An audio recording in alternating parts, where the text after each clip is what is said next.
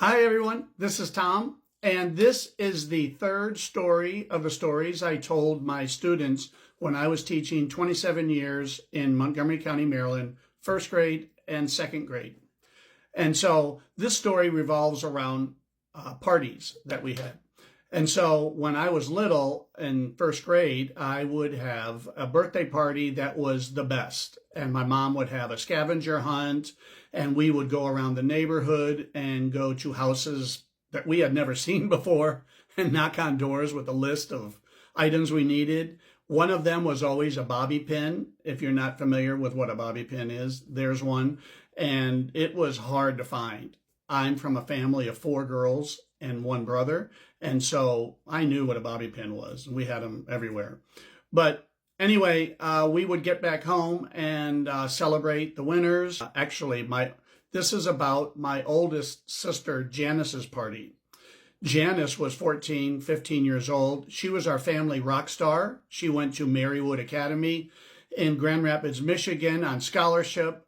And she turned to my mom and said she wanted a party that year in 1962. And my mom said, sure, we'll do it. So I remember thinking, really? So your boyfriend, Rocky, and all those friends of yours are going to come to our house for a party? I couldn't imagine how that would work out. And on a side note, she had a boyfriend, Rocky, and we were not allowed to call his friend Bullwinkle. Because if you look here, this was Rocky and Bullwinkle cartoon back then, and it was very popular. So that was a strict rule back then.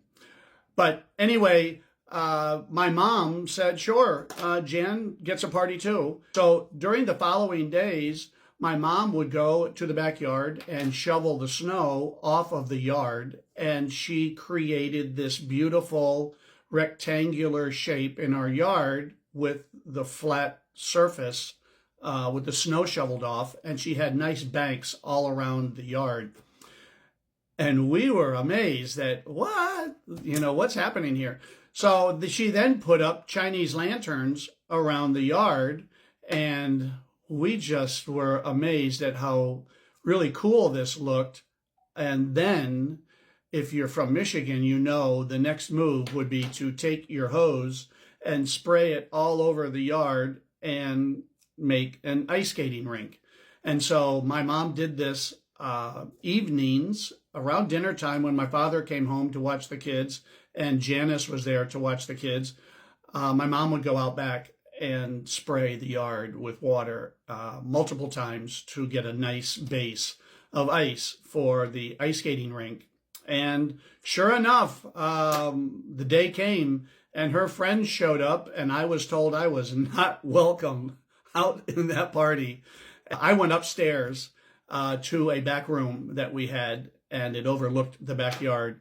And I sat there with my dog Tramper, and we watched these kids arrive and put on their skates and ice skate and hang out in groups like 14, 15-year-old kids do. My mom served hot chocolate, or I think it was called hot cocoa back then. And so I just thought, wow, I have got to grow up. This is just so cool. And I tell this story to my students, and they all agree, yes, growing up is something we have got to get on with here. And anyway, we skated in the backyard after that for a while, and a lot of Michigan families will use that for practicing hockey. And we were not a hockey family. I had 4 sisters, and we were more of an ice skating family. In fact, if you're from East Grand Rapids, Michigan, you know that we spent a lot of our time at Reed's Lake, where they have the Roses ice skating rink up there, and we would go as a family to skate at Roses, and then we would go into the warming house and have their world famous caramel popcorn, and just great memories from back then.